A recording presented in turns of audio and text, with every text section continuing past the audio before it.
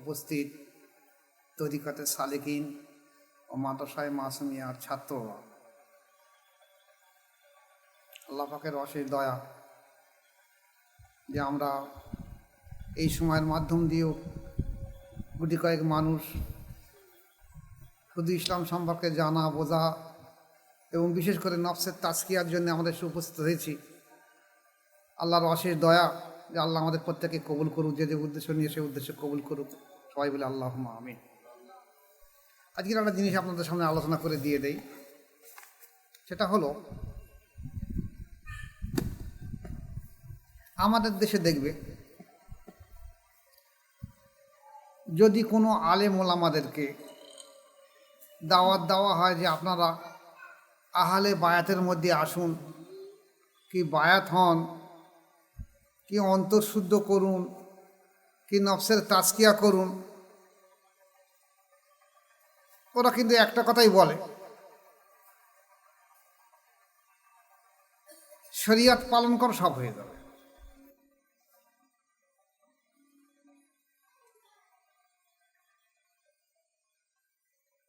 এখন শরিয়াতটা কাকে বলা হচ্ছে, শরিয়াতটা কাকে বলা, তো সেইটা বুঝতে পারলে দেখা যাবে সব কিছু ভুল ভেঙে যাবে।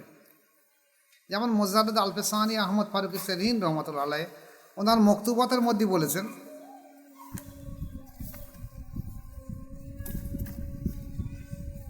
যে শরিয়াত হলো একটা মূল জিনিস, শরিয়াত হলো একটা মূল জিনিস।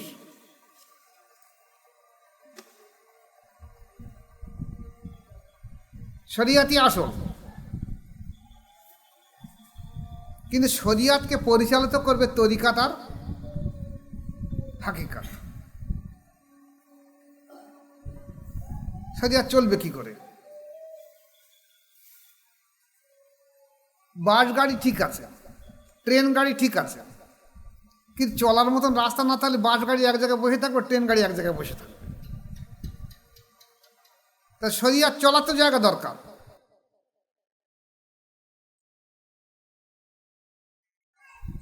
এখন মজার জিনিস দেখেন,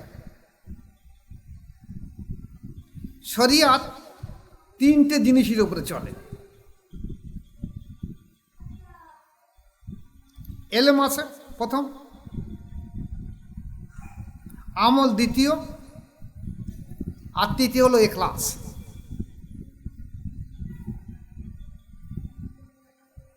এখন ওলামা সমাজে কথা বলে আগে তোমাদের শরিয়াত জ্ঞান অর্জন করো, তারপর তোমরা মারেফাত তরিকাত হাকিকাত করো।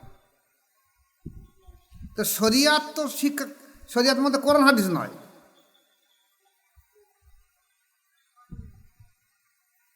শরিয়াত কোরআন হাদিস ইজমা কিয়াস সমস্ত কিছুকে নিয়ে শরিয়াত। এবারে এটা শরিয়াতের একটা অংশ, আরেকটা অংশ হলো আমল, আরেকটা হলো ইখলাস। তাহলে শরিয়াতের তিনটি জিনিস, একটা হলো কোরআন হাদিসের শিক্ষা, একটা হলো আমল, একটা হলো ইখলাস। এখন যদি কেউ কোরআন হাদিস শিক্ষা অর্জন করে তার আমল না থাকে, তার এক পয়সার দাম নেই। যদি কেউ কোরআন হাদিস শিক্ষা করলো এবং আমল ঠিক করলো কিন্তু তার ইখলাস ঠিক নেই, বিশুদ্ধ নিয়ত নেই যে আমি আল্লাহ প্রাপ্তি হব, আল্লাহ ওয়ালা হব, আল্লাহর পরিচয় পাবো, তাহলে সে শরিয়াত পালন করলো না। শরিয়াতের তিনটে অংশ আসতে হবে। কিন্তু আমাদের দেশের ওলামা সমাজের মূল সমস্যা হলো যে শরিয়াত মানে হলো এই কোরআন আর হাদিস পড়া আর এই মোতাবেক আমল করা সব হয়ে যাবে, কিন্তু তার বিশুদ্ধ নিয়ত কোথায় থাকবে, ইখলাস কোথায় থাকবে? এই ভুলের কারণে আজকের আমাদের সমাজের এই অবস্থা ঘটে চলেছে, অন্য কোনো উদ্দেশ্য নয়।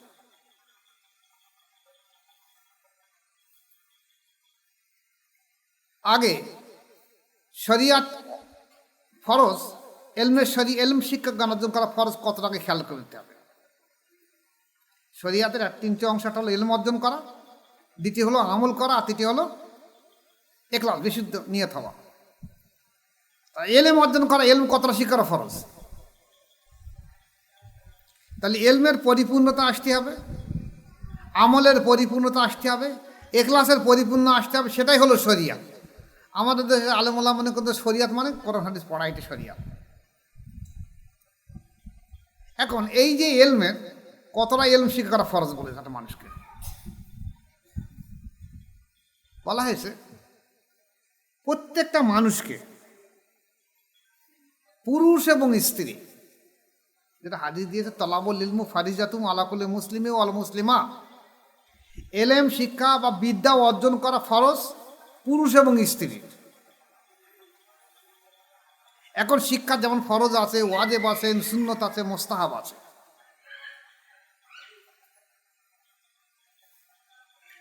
ফরজের আইন আছে, ফরজে কেফায়া আছে। তা প্রত্যেকটা মানুষের ফরজ কতটা? একটা মানুষের দৈনন্দিন জীবনে যতটা কোরআন হাদিস লাগে এতটা শেখা ফরজ আইন। এই নয় তাকে বুখারী শরীফ পড়তে হবে, মিশকাত পড়তে হবে, তিরমিজি পড়তে হবে, আবু দাউদ পড়তে হবে, নেসাই পড়তে হবে, এটা ফরজ নয়। যে ব্যক্তি চাষ করে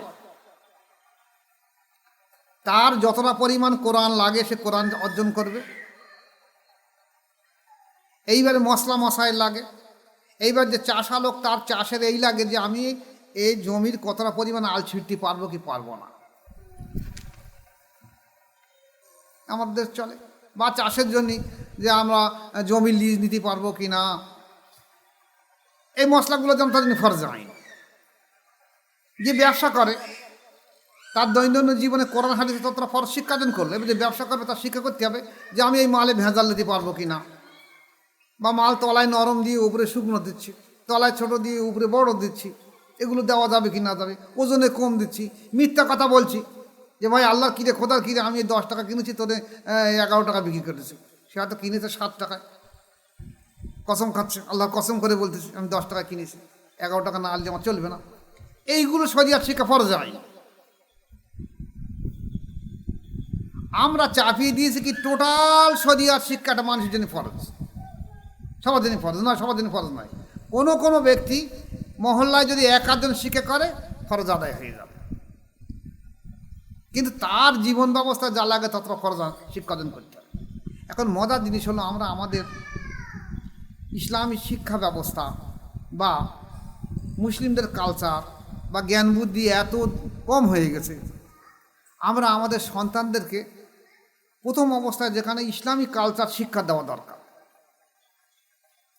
দিতে পারলে এই সন্তানের কাছ থেকে কিছু আমরা ফায়দা নিতে পারত। কিন্তু আমরা প্রথমে তাকে চেয়েছি কি যে আমার আকিদা হয়ে গেছে আমি ডাক্তার করাবো, মাস্টার করাবো, প্রফেসর করাবো, কেজি স্কুলে দেবো, মিশনে দেবো, বড় করে কিছু শেখাবো। দিন কত পরে ওর মাথা হ্যাট করে না, আর বাপের কাছে মাথা করবে না। তারপর ওহাবি মতাদর্শ সমাজে এমনভাবে চেপে বইয়েছে, যেমন দেখা গেছে আমাদের দেশে আগে ছোটোবেলায় আমরা দেখেছি মেয়েদের যখন বিবাহের পরে শ্বশুর বাড়ি যায় তখন মারা, দাদারা, দাদিরা, নানারা, নানিরা, বয়স্ক মহিলারা তাদেরকে গায়ে হাত বুলিয়ে দোয়া করে যে মা আমি আশীর্বাদ করছি তুই সুখী হ। আর তুই শ্বশুর বাড়ি গিয়ে শ্বশুর শাশুড়ি পায়ে সালাম করবি। তখন কদম বসি লোক বুঝতো না, এখন সেই সালামটা যে কদম বসি এখন আমরা বলছি না। শ্বশুর শাশুড়ি পায়ে সালাম করবি, দেখবি ওরা তোর জন্য দোয়া করবে, এবং বয়স্ক মানুষ যারা আসে সালাম করে দোয়া করবে, তোর জন্য দোয়া করবে, তোর সংসার সুখী হবে। এখন আমাদের সংসার সমাজ ব্যবস্থা বলে দিচ্ছে কি বিয়ের পরে মারা একটা বড় মোবাইল কিনে দিয়ে দিয়েছে মেয়ের কাছে, যে যদি কেউ ঝগড়া বাঁধায়, স্বামী হোক, শ্বশুর হোক, শাশুড়ি হোক, ননদ হোক, কেউ শুধু ফোন করবি আমাদের এখানে, আমি এখানে পার্টির নেতাগুলোকে নিয়ে যাব, আমার মেয়ের নামে কথা বলে কিনা। সংসার অশান্তি হয়ে যাচ্ছে, শিক্ষা ব্যবস্থা কত কম হয়ে যাচ্ছে। এই গতদিনে একটা ছেলে ভর্তি হতে এসছে, গত বৃহস্পতিবারে আমাকে বললো ভর্তি করে নাও, ভর্তি করে রিসিভ করে নেওয়া হলো। এখন কিছু মুড়ি দেশে আমার পায়ে কদমবুচি করেছে, তার একটা মামা বলছে ওরই সর্বনাশ, এখানে আমি ছেলে ভর্তি করতে পারবো, বাড়ি চল। কেন? মাথা হ্যাট করে শিরক হয়ে গেছে। আমি জিজ্ঞেস করলাম নামাজ কালাম পড়া, বল না আমি নামাজ পড়ি, তবে আমার জ্ঞান আছে, মাথা হ্যাট করে শিরক হয়ে যাবে, নামাজ পড়ে না সে। অথচ শিক্ষা কেমন মজা জিনিস, আমরা যদি সত্যিকারে ইসলাম কালচারের মধ্যে জ্ঞান অর্জন করতে পারি তাহলে আমরা সমাজে পাল্টে দিতে পারবো। কদম বুঝে সুন্নতে রসুল, সুন্নতে সাহাবা, সুন্নতে ওলিয়া উলিয়া। কদম বুঝি সম্পর্কে আমার কাছে বহু হাদিস রয়েছে আর বহু কেতাব রয়েছে। ওলামা সমাজে কি বলবে? একটা ছেলে ভর্তি হতে এসে এই আমার এই মাদ্রাসার উপরে একটা পতাকা রয়েছে, গার্জেন ওখানে দাঁড়িয়ে দাঁড়িয়ে উপরে দেখে দেখে বলছে কেন আমি ভর্তি করাবো না। কেন? বলছে পতাকা রয়েছে। নামাজ পড়ে না কিন্তু ছিল, তাকে জিজ্ঞেস 5 ওয়াক্ত নামাজ পড়া বলে না, আমি নামাজ পড়ি, আমি সেই জুম্মার দিন নামাজ পড়ি, তার মাঝে মাঝে, আর ঈদের দিন নামাজটা ঠিক পড়ি, আমি বসবো। তুমি তো শরীয়তে খুব বেশি বুঝে ফেলেছো। তা তুমি কি জানো যে রসুল পাক সাল্লাল্লাহু আলাইহি ওয়াসাল্লাম লড়াইয়ের ময়দানে যাবার সময় পতাকা একটা সাহাবার হাতে দিয়ে দিত, তাকে সেনাপতি বানিয়ে দিত, পতাকা দিয়ে দিত, ইসলামী ঝান্ডা দিয়ে দিত? জানা আছে? বলছে আমি এসব জানি না। আসলে ওলামা সমাজের এই হীনমন্যতা, অল্প শিক্ষার কারণে এই ঝান্ডাকে এত খারাপ মনে করেছে। আপনি চলে যান সারা ভারতবর্ষের অন্য অন্য রাজ্যে চলে যান, দেখবেন অন্য অন্য কমের ব্যক্তিরা তাদের বাড়ির উপরে একটা ঝান্ডা রেখে দিয়ে সেই ও চিহ্ন দিয়ে হোক যাই দিয়ে রেখে দিচ্ছে। কিন্তু এরা কি করছে? এরা বলছে ঝান্ডা করা যাবে না। আমি যখন এই ঝান্ডা তৈরি করি তখন আমার বাড়ি রং করা একটা মিস্ত্রি ছিল, এই কাঁঠালের বাড়ি। তার একটা জিজ্ঞেস করছে যে ভাই এটার কি ব্যাপার? আমি ওদের লেখা রয়েছে লা ইলাহা ইল্লাল্লাহু মুহাম্মাদুর রাসূলুল্লাহ, আর তার কিছু লেখা নেই। ইসলামী একটা ঝান্ডা, এখন ও রাখলে আল্লাহ নিশ্চয়ই রহমত বরকত নিশ্চয়ই পাবে। তো বলছে তাহলে আমি রং করতে গেলে আমি একটা নেব। মূর্খ মানুষ নামাজ কালাম পড়ে না, সে নিয়ে ভালো করে কাগজে কাপড়ে মুড়ে যত্ন করে বাড়ি নিয়ে গেছে, নিয়ে আলমারি রেখে দিচ্ছে। আর ওর স্ত্রী বলছে তুই খবরদার না পাক অবস্থায় আলমারি শুই নেই কদিন। বলছে কেন কি হয়েছে? বলে আমি একটা জিনিস ওখানে রেখে দিচ্ছি। বলে কি? বলে তোর বলা যাবে না। মূর্খ মানুষ। তারপরে সকালে কাজে এসে আমার বলছে ভাই কাজ করবো কি, একটা কথা বলবো। আমি কি বলো? বলে আমি কাল রাত্রি স্বপ্ন দেখেছি যে কাবা শরীফ থেকে, কাবা মক্কা বলতে পারো না, ওখানে যে একটা নূর এসে, একটা আলো জ্যোতি এসে, চন্দ্রের মতন চাঁদের মতন আলো এসে আমার এই আলমারির মধ্যে ঢুকেছে, আর সেখান থেকে সমস্ত আমার ঘর আলো হয়ে গেছে। আমি সেই ভয়তে চমকে উঠেছি। উঠে আমি ঘুম ভেঙে গিয়ে আমি দেড় মনে কোনো আর ঘুম আসে না ভয়তে, জানি কি জিনিস। ও তো মূর্খ মানুষ বলছে এই যে কাপড়ের কী রয়েছে তার ঠিক নেই। ভয়তে আমার বাড়ি এসে বলিস ভাই তো কোনো অসুবিধা হবে কিছু? এখন আল্লাহর কত রহমত চিন্তাকার দেখেন, ওর এই আকিদা বিশ্বাসের কারণে আল্লাহ পাক এমন বদলা দিয়েছে। কিন্তু ওলামা সমাজের অবস্থাটা কি? আলোচনা অন্যদিকে সরে যাচ্ছে। তাহলে ওলামা সমাজের আকিদা কি? আকিদা আহলে সুন্নাতুল জামাতের আকিদায় আসতে পারছে না।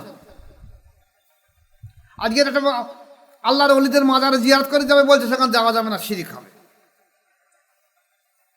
আমি গত দিনই বলেছিলাম আল্লাহর ওলিরা হলো আল্লাহর দোস্ত, আল্লাহর ওলিরা আল্লাহর দোস্ত। এই ভাঙড়পুর সাহেব আল্লাহর ওলি মানুষ। আমি যখন ছোটোবেলায় ভাঙড় হাই স্কুলে পড়াশোনা করি, অলিয়া উলিয়া ছোটোবেলা থেকে মহব্বত করি। তা 15ই চৈত্র, 16ই চৈত্র, তা 15ই চৈত্র আমরা দেখতাম, বা 16ই চৈত্র সকালে গিয়ে দেখতাম ওই ভাঙড় বাজারে যত হিন্দু দোকানদার আছে তারা ওরা স্নান করে, আমরা বলি গোসল করেছে, ভালো ধুতি পরতো, ভালো জামা পরতো, মাথায় একটা রুমাল বাঁধতো, বেঁধে দুটো ধূপবাতি, দুটো মোমবাতি, কটা বাতাসা, কিছু নকুল দানা, একটা গোলাপ পানি নিয়ে ওই মাজারে গেতে সে তো ওর ভাষায় ও যেভাবে করত। আর আমাদের আলেমোলামারা বলতো কি একদম যাওয়া যাবে না, শিরিক হবে। তার ফলশ্রুতি হয়েছে কি, সেই হিন্দু দোকানগুলো রমরমা ব্যবসা করছে, আর এরা ওই গাঁজা, তাড়ি আর ওই নেশাদ্রব্য বলে মশগুলো হয়ে গেছে। তারা আল্লাহর ওলিদের দোয়া পেয়েছে, তাদের স্মরণ করেছে। আল্লাহর ওলিদের ওরস শরীফ যদি হয় সেই দিনই আল্লাহর রহমত সেই এলাকায় আসে, যারা সেখানে থাকবে সে রহমত পাবে। আয়দরা সেই রহমতটাকে দূরে সরিয়ে দিয়ে দিচ্ছে আকিদা ঠিক করার জন্য। আকিদা আগে সর্বপ্রথম আকিদা করতে হবে। আপনি এলেম অর্জন করার আগে আকিদা করতে হবে আহলে সুন্নাতুল জামাতের আকিদা, সুন্নি জামাতের আকিদা আমার থাকতে হবে। আপনার যদি সুন্নি জামাতের আকিদা না থাকে, আপনি যতই এলেম অর্জন করুন, শরিয়াত শিক্ষা অর্জন করুন কেন, এলমের কোনো বরকত হবে না। শরিয়াতের একটা অংশ তো এলম, এলেম আমল এখলাস, তাহলে এলমের কোনো বরকত হবে না যদি আপনার আকীদা সুন্নাত না হয়। আপনার কোনো আমল আল্লাহ দরবারে কবুল হবে না। আপনার আকীদা যদি সুন্নি না হয়, আপনার এখলাস জীবনে বিশুদ্ধ হবে না। আপনি নবীদের ভালোবাসে যারা, তাদেরকে তো আপনি ঘৃণা করবেন, হিংসা করবেন, অলিয়া উলিয়াদের অবজ্ঞা করবেন, অস্বীকার করবেন, আর আপনি আল্লাহকে পাবেন কি করে? আল্লাহ বলছে ওরা আমার দোস্ত। যেটা সম্পর্কে আমি একটা গল্প পড়েছিলাম, আমি তখন আমি বিএ পড়াশুনো করি, তখন ইংরাজি একটা কবিতা ছিল, সম্ভবত সেলির কবিতা হবে, আমার খেয়াল নেই, অনেকদিন আগের ঘটনা, সেই 80 সালের ঘটনা, 80 আর 20 আর এই 26 46 বছর আগে, খেয়াল নেই, সম্ভবত সেলির কবিতা ছিল ইংরাজি। তাতে ছিল, গল্পটা ছিল এরকম ছিল যে ইব্রাহিম বিন আদম একদিন শুয়ে ঘুমিয়ে আছে, দেখছে একজন ব্যক্তি ওর সামনে আসমান থেকে নেমে এসে, ইব্রাহিম বিন আদম জিজ্ঞাসা করছে আপনি কে? বলছেন আমি জিবরাইল। এখন ওরা জিবরাইল বলে, ইংরেজি ভাষায় গেব্রাইল বলছে, তাদের জিবরাইল আলাইহিস সালামই হোক। তা বলছে আপনার হাতে কি? বলছে আমার হাতের খাতা। বলে উনি খাতা খসখস করে কি লিখছেন? ইব্রাহিম বিন আদম রহমতুল্লাহ জিজ্ঞাসা করছেন আপনি কি লিখছেন? বলছে আমি লিখছি বর্তমান জমানায় পৃথিবীতে কত অলিয়া উলিয়ার আছে তাদের নামগুলো লিখছি। ইব্রাহিম বিন আদম রহমতুল্লাহ বলছেন আপনি কি আমার নামটা আছে কোথায়? বলছে না, আপনার নাম নেই। তা বলছে আমি এতদিন ধরে জীবনে মেহনত করেছি, আমার নামটা ওতে উঠলো না, আল্লাহ কি আমার ওর স্মরণ করলো না? তা ঠিক আছে, না করে তার কি করা যাবে। ওই স্বপ্নের মধ্যে উনি ফের দেখছেন যেন একটা দিন অতিবাহিত হয়ে গেছে, যে পরের দিনে আবার জিবরাইল আলাইহিস সালাম ওনার কাছে এসে উনি যখন ঘুমাচ্ছেন, আবার এসে কি লিখছেন। তাই ইনি ওই জিবরাইল আলাইহিস সালামকে বলছেন যে আমাকে যখন অলি হিসেবে নাম লেখা হয় না, তাহলে আপনি লিখে নেন, আমাকে অলি হিসেবে নাম লিখতে হবে না, অলি তো আল্লাহর দোস্ত, তা আমি দোস্তদেরকে ভালোবাসি, আল্লাহর দোস্তদেরকে ভালোবাসি, মহব্বত করি, এইটা ওটা লিখে রেখে দেন আপনার এই খাতায়। তো জিবরাইল আলাইহিস সালাম ওইভাবে লিখে নিলেন। বলছেন তার পরের দিন আমি যেন স্বপ্ন দেখছি, ওই যে একই স্বপ্নের মধ্যে যেন পরের দিন অতিবাহিত স্বপ্ন দেখছি, জিবরাইল আলাইহিস সালাম আবার সেই খাতা লিখছে। আমি বলছি জিবরাইল আপনি আজ আবার কি লিখছেন? বলছে আল্লাহর প্রিয় মাহবুব বান্দাদের নাম লিখছি। বলছে আজ কি আমার নাম লেখা আছে ওতে? বলছে আপনার নাম প্রথমে লেখা আছে। বলছে কেন? বলছে আপনি আল্লাহর ওলিদের মহব্বত করেন বলে এটা আল্লাহ পাক বলছে প্রথম ওর নাম লিখে দাও, ইব্রাহিম বিন আদম। আর আমরা আল্লাহর ওলিদের দুশমন হয়ে গেছি। আমাদের আকীদা কোথায়? কোনো মতে বিশুদ্ধ আকীদা নেই। শরিয়াত অর্জন করছে, শরিয়াতের মধ্যে হলো এলম, আমল, ইখলাস। এই এলমের মধ্যে বলা হয়েছে আজকের এই রমজানের রোজা চলে গেছে, সবে কদর নিয়ে মানুষ মাতামাতি করে। সবে কদর ভালো জিনিস, লাইলাতুল কদর 1000 মাসের থেকে যদি কবুল হয় 1000 মাসের থেকে উত্তম। কিন্তু রাসূল পাক সাল্লাল্লাহু আলাইহি ওয়াসাল্লাম অন্য হাদিস এসেছে যদি 1 ঘন্টাটা মানুষ মুরাকাবা করে, 1 ঘন্টা 1000 মাস না 1000 বছরের নফল ইবাদত করার থেকে বেশি সওয়াব তার আমলনামায় দিয়ে দেয়। এটা হাদিস শরীফ। আপনি বড় পীর আব্দুল কাদের জিলানী রহমাতুল্লাহ সিরুল্লাহ কিতাব ঘাটেন, এরা এসব কাজ করবে না। এখন এখানে জিজ্ঞেস করা, যদি আলেম ওলামাকে জিজ্ঞেস আপনি কি মুরাকাবা করেন, তা বলতে ও খাবে কি মাথা দেবে আমি বলতে পারবো না, ওসব আমাদের মধ্যে নেই, আমরা নামাজ পড়ি, রোজা করি, এই পর্যন্ত যথেষ্ট। অথচ একটা মস্ত বড় ইবাদতের জায়গা, এটা আমলের জায়গা, এটা সেটা দেখি মাথা ঘামাচ্ছে না। দ্বিতীয় হলো আপনাকে যদি বিশুদ্ধ নিয়ত করতে হয়, শরিয়াত যদি চলে এলম আমল ইখলাসের উপরে, তাহলে আপনাকে বিশুদ্ধ নিয়তের আসতে গেলে আপনাকে যদি সুন্নি জামাতের মধ্যে আসতে হবে, সর্বপ্রথম আপনাকে বায়াত হওয়া ফরজ আইন বলা হয়েছে। টোটাল ওলামা সমাজ বলছে আমি বায়াত হবো কেন? আমি কি কোরআন কম জানি? আমি কি হাদিস কম জানি? আমি কোরআন মোতাবেক চলবো, হাদিস মোতাবেক জীবনযাপন করব। আরে বাবা, কোরআন হাদিস মোতাবেক যদি জীবনযাপন করতে থাকো, কোরআন হাদিস পড়ে তুমি পাণ্ডিত্য অর্জন করেছো, তাহলে গিরিশচন্দ্র সিংহ তো পণ্ডিত অর্জন করেছে, রাধা রামমোহন সাহেব পণ্ডিত অর্জন করেছে, তাহলে তাদেরকে কি বলবেন আপনি? জ্ঞান অর্জন করলে সব কি হয়ে যাবে? আপনার আকীদা যদি ঠিক না থাকে, সুন্নি জামাতের মধ্যে না থাকে, তারা বায়াত গ্রহণ করবে বলে তাদেরকে আল্লাহওয়ালা বলা হবে না, আলিম বলা হবে না। আপনিও আলেম হবেন তখন যখন এলেম অর্জন করবেন এবং আপনার আমল সঠিক হবে এবং ইখলাস সঠিক থাকবে, তখন আপনি হাকিকাতে আলেম হবেন। আপনি শুধু লেখাপড়া শিখলে আলেম হবেন না। আর এই এলেম আমল ইখলাসের মধ্যে আপনাকে বিশুদ্ধ নিয়ত আনতে হবে এবং আপনার আল্লাহ প্রিয় আল্লাহওয়ালা হতে গেলে আপনাকে কোনো না কোনো মাশায়েখের দরবারে গিয়ে বায়াত গ্রহণ করে অন্তঃশুদ্ধ তাজকিয়া নফস করতে হবে। আপনি বলুন দেখি, গাছে ফল হলে ডাল নিচে হয়ে যায়, আর এলেম অর্জন করলে আলেমরা আরো বেশি লম্বা হয়ে যায়, বিরাট অহংকার পয়দা হয়, আমি একজন হয়ে গেছি, আমি কারোর কাছে মাথাহাট করবো না। অথচ মোজাদ্দেদ আল ফিসানি রাহমাতুল্লাহ বলেছেন কি, যে তুমি সমাজে এমন ভাবে ব্যবহার চলাফেরা করো যেন তুমি একটা ফিরিঙ্গি কাফের থেকে অধম, তুমি নিকৃষ্ট একটা ঘাওয়ালা কুকুরের থেকে অধম মনে করো, তুমি সাধারণ মানুষের সঙ্গে মিশিত সাধারণ হয়ে যাও। হ্যাঁ, অনেক সময় দেখা যাচ্ছে রসুল পাক সাল্লাল্লাহু আলাইহি ওয়াসাল্লাম যখন বাইরের বড় বড় রাষ্ট্রনেতা আসতো তখন উনি খুব ভালো পোশাক পরতে, এমন পোশাক পরতেন যে পোশাক আর সাধারণ কেউ পরতো না। বড় পীর আব্দুল কাদের জিলানী রহমাতুল্লাহ আলাইহি ফকিরি হালতে থাকতেন, কিন্তু উনি যখন যে পোশাকগুলো পরতেন সেই পোশাক পৃথিবীর কোনো মানুষ পরতে পারেনি। প্রয়োজন ছিল ওগুলো কখন ছিল? যখন নফসের চরিত্র সংশোধন হয়ে নফসে মুতমাইন্না হয়েছে, তখন আর সমস্ত কোনো ভালাই তার মনের মধ্যে কোনো প্রতিক্রিয়া আনতো না, নফসের কোনো প্রতিক্রিয়া আনতো না, যেটা ভালো কি খারাপ কি মন্দ কিছু না, তখন তার জন্য বৈধ ছিল। তাহলে যদি আজ আপনি বিশুদ্ধ ইখলাস নিয়ত না করেন, যদি বায়াত গ্রহণ না করেন, আপনার যদি অন্তর আল্লাহ জিকিরে জারি না হয়, তাহলে কি অবস্থা ঘটবে? যেখানে আল্লাহ রাসূল বলছেন দেখো প্রত্যেকটা আদমের কলবে একটা শয়তান বসে থাকে, তাহলে আমার যদি অন্তরে শয়তান বসে থাকে,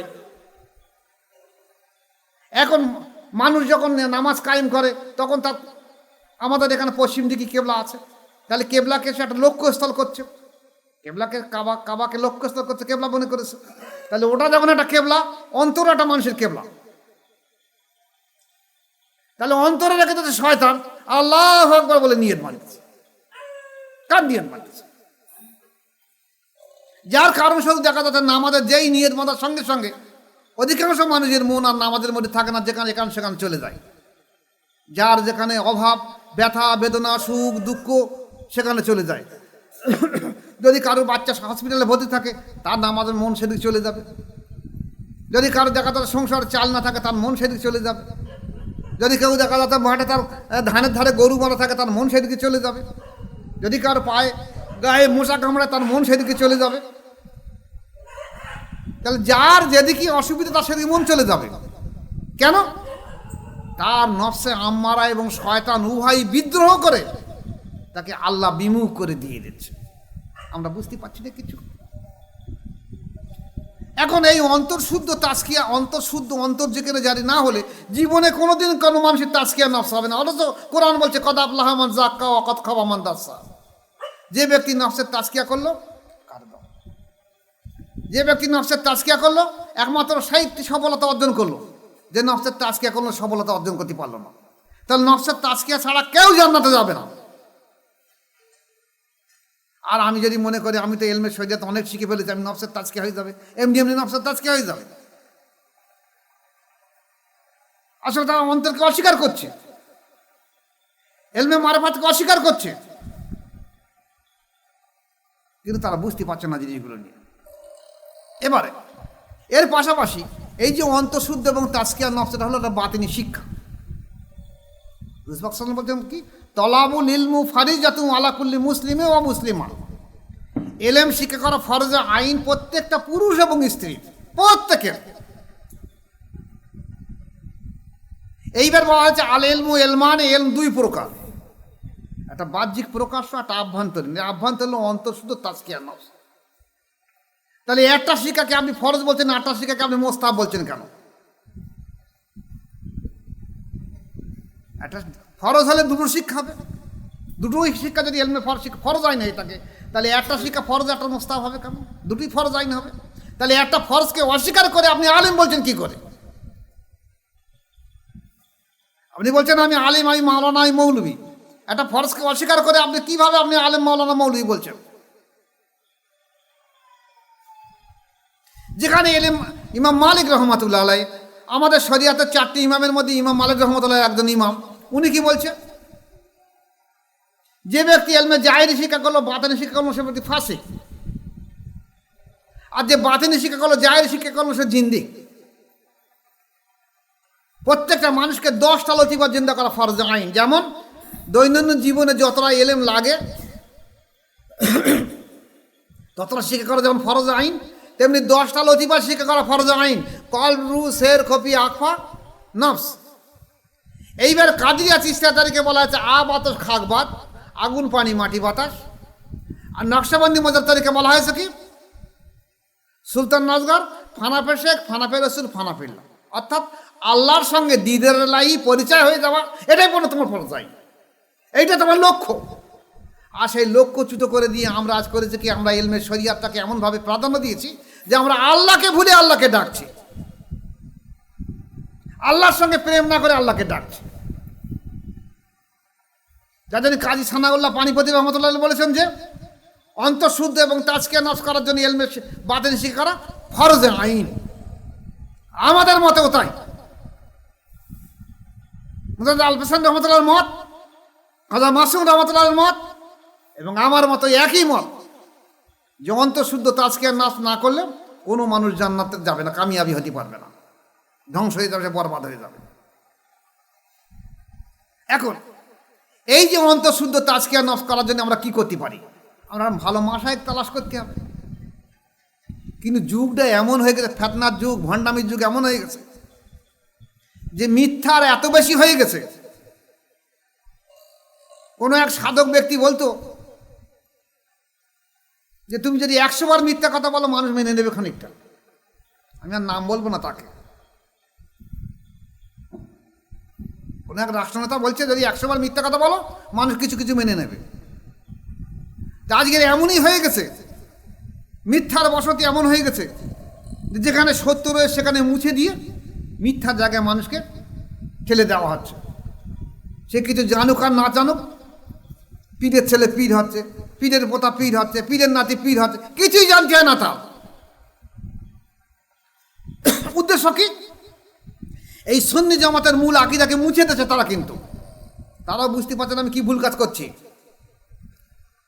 আমার দ্বারা যেটা হবে না অন্য যার দ্বারা হয় হোক না, আমি চাই যে মানুষ আল্লাহওয়ালা হোক, আল্লাহ প্রেমিক হোক, মানুষ জান্নাতি হোক, মানুষ কামিয়াবি হোক, আমার দ্বারা নাই না হোক। কিন্তু আমি যদি মনে করি যে এই মানুষগুলো আল্লাহওয়ালা হওয়ার থেকে আমি তাদেরকে মুখ ফিরিয়ে আমার দিকে নিয়ে যাব, এটা তো আমার নফসানিয়াত খুশি। এটা তো আমার নফসানিয়াত। আমি বলবো কেন আমার দিকে এসো? আমি পীর নাম পীর দাবি করবো কেন?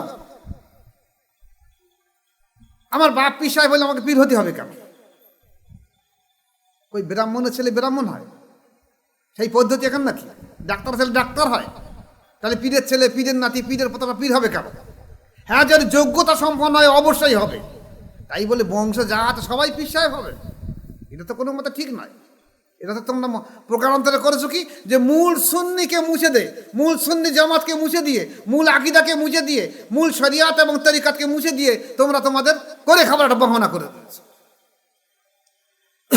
তাহলে শরিয়াতের চাবুক দিয়ে, শরিয়াতের কোরআন হাদিসের চাবুক দিয়ে এই পথহারা মানুষগুলোকে যারা সুপথে যাবে তোমরা সুপথ থেকে তোমরা তাকে কুপথে নিয়ে যাচ্ছ, যিনি কৈফিয়ত দিতে হবে। সর্বশেষ একটা কথা বলে দিয়ে যাই,